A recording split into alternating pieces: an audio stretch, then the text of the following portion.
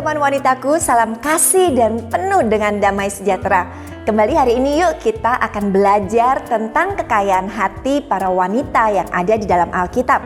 Dan hari ini kita mau belajar dari seorang wanita, yaitu wanita Sunem. Wanita ini tidak disebutkan siapa nama aslinya dia, tetapi dia sangat dikenal karena apa? Karena kekayaan hati yang ada di dalam kehidupan dia.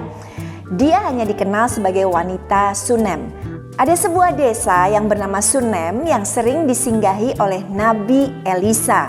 Sementara Nabi Elisa sendiri tinggalnya di Gunung Karmel sekitar 40 km dari desa Sunem ini.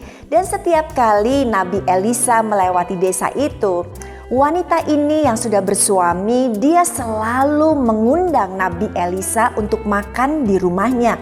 Ia begitu mengasihi dan dia begitu baik sekali. Sehingga kalau kita melihat kebenaran firman Tuhan di dalam 2 Raja-Raja 4 ayat yang ke-8 dikatakan, pada suatu hari Elisa pergi ke Sunem. Di sana tinggal seorang perempuan kaya yang mengundang dia makan. Dan seberapa kali ia dalam perjalanan, singgahlah ia ke sana untuk makan. Walau nama wanita ini tidak diketahui, tetapi perbuatannya dia dikenal sekali. Kekayaan hatinya yuk kita pelajari apa aja sih yang ia miliki.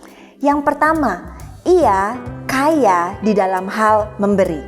Lihat, dia mau tuh repot-repot mengundang Nabi Elisa untuk datang makan di rumahnya.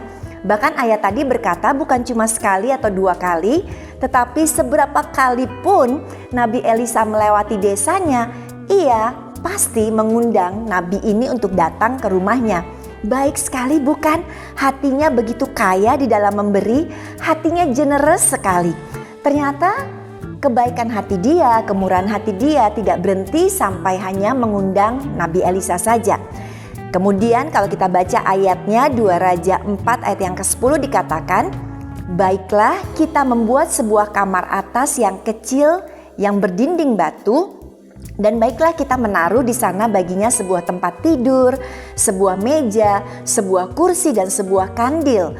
Maka apabila ia datang kepada kita, ia boleh masuk ke sana. Lihat, kemudian dia, wanita Sunem ini bahkan membangun sebuah kamar bagi Nabi Elisa. Kamar yang sudah lengkap dengan segala perabotannya. Berarti dia sungguh hatinya penuh dengan kemurahan. Elisa nggak meminta loh. Nabi Elisa nggak bilang sama wanita ini buatin aku kamar dong. Enggak. Semuanya keluar dari kekayaan hati wanita ini. Sama dengan kita. Waktu kita punya hati yang senantiasa mau memberi, kita juga pasti tidak tahan untuk berbagi. Kita akan senang untuk menyalurkan berkat-berkat yang Tuhan sudah taruh di tangan kita. Tentu saja orang yang memang dasarnya hatinya adalah pemberi pasti gak mengharapkan pujian balik kok. Tidak ada motivasi lain karena dengan tulus ingin memberkati orang lain. Tetapi orang yang tidak punya kemurahan hati, waktu dia memberi jangan-jangan sebenarnya ada motivasi tertentu di dalam kehidupannya. Jadi kemurahan hati tidak ditentukan loh dengan seberapa kayanya kita atau dengan seberapa banyak harta yang kita miliki. Orang yang sederhana pun tetap bisa dipakai Tuhan untuk menjadi orang yang murah hati. Yuk buat kita semua, jangan melihat waktu kita punya sesuatu baru deh kita memberi. Tetapi saat ini pun apapun yang Tuhan percayakan ada di dalam kehidupan kita, jadilah berkat bagi sesama kita. Yang kedua, kekayaan hati daripada wanita ini adalah ia kaya di dalam iman percaya. Wanita ini tahu loh bahwa Nabi Elisa adalah seorang hamba Tuhan.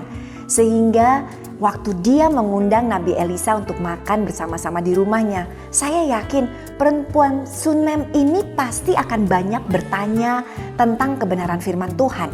Dia akan banyak menggali pengetahuan dia tentang Allahnya yang luar biasa. Pada zaman itu sudah banyak orang-orang yang tidak lagi percaya kepada Tuhan. Banyak orang yang menyembah berhala. Tetapi perempuan Sunem ini menjaga imannya sehingga pengetahuan tentang Tuhannya semakin bertambah. Pada saat ia bergaul, pada saat ia diajar oleh Nabi Elisa, imannya makin bertumbuh, imannya makin raksasa. Sehingga terbukti pada suatu saat Tuhan memberikan kepada dia dan suaminya seorang anak. Mereka sebelumnya tidak punya anak, tetapi kemudian dia mengandung, dia melahirkan anak. Ia membesarkan anak satu-satunya itu. Lalu anaknya menjadi besar dan tiba-tiba badai terjadi di tengah keluarga mereka. Anaknya tersebut sakit kepala sampai akhirnya meninggal dunia. Wanita ini karena punya iman yang sangat kuat sekali, dia berkata, "It is well, semuanya akan baik-baik saja." Lalu ia meninggalkan anak itu di kamarnya, lalu ia pergi kepada Nabi Elisa. Di sana pun Nabi Elisa ketika bertemu tentu saja menanyakan bagaimana kabar semuanya. Dan dia tetap menjawab, semuanya baik-baik saja. Padahal di rumahnya sedang terjadi badai, anaknya sedang mati. Tetapi karena dia kaya di dalam iman percaya kepada Tuhan, dia tetap yakin dia punya Tuhan yang mampu untuk menolong dia. Sehingga akhirnya terbukti. Nabi Elisa datang ke rumahnya, mendoakan anak tersebut, dan anak tersebut akhirnya sembuh. Bagaimana dengan kita?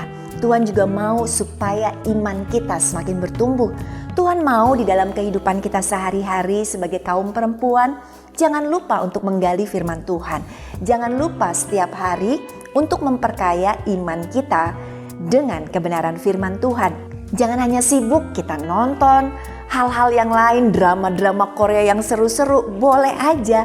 Tetapi ingat, iman tidak timbul dari hal-hal tersebut, tetapi iman timbul dari pendengaran akan firman Tuhan. Saya yakin, Anda semua, kita punya kekayaan hati, yaitu iman yang kaya di dalam Tuhan juga.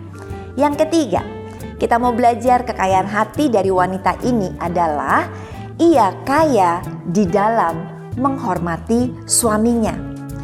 Pada saat ia mengundang Nabi Elisa untuk datang, lalu kemudian dia ingin membangun kamar untuk Nabi Elisa, dia tidak melakukannya langsung dengan cara dia, tetapi dia bertanya kepada suaminya.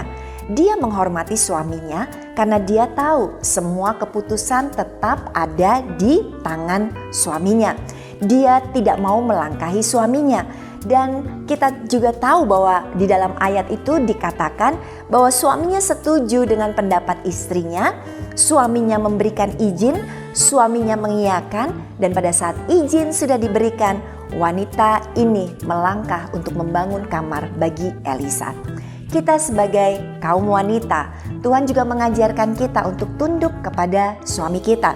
Di dalam Efesus 5 ayat 22 sampai dengan 23 dikatakan, "Hai istri, tunduklah kepada suamimu seperti kepada Tuhan, karena suami adalah kepala istri, sama seperti Kristus adalah kepala jemaat. Dialah yang menyelamatkan tubuh." Suami kita, buat kita yang sudah menikah, ingat, dia adalah kepala di dalam keluarga kita. Kita diwajibkan oleh Tuhan untuk taat, untuk tunduk, untuk obey kepada suami kita. Jangan menjadi istri yang suka melawan. Jangan menjadi istri yang suka meremehkan dan tidak menghargai suami kita.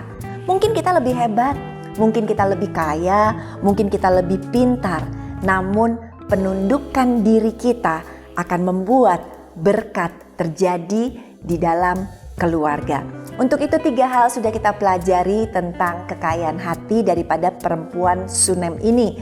Kita pun yakin bahwa kita bisa menggali kekayaan kita, bahwa kita bisa kaya di dalam memberi juga, memiliki kemurahan hati dan memiliki hati yang generous. Kita juga percaya bahwa kita pun semakin kaya di dalam iman percaya kita. Dan buat kita yang sudah menikah, kita pun adalah wanita-wanita yang kaya di dalam menghormati suami kita. Sampai ketemu ya di dalam pengajaran serial selanjutnya. God bless you.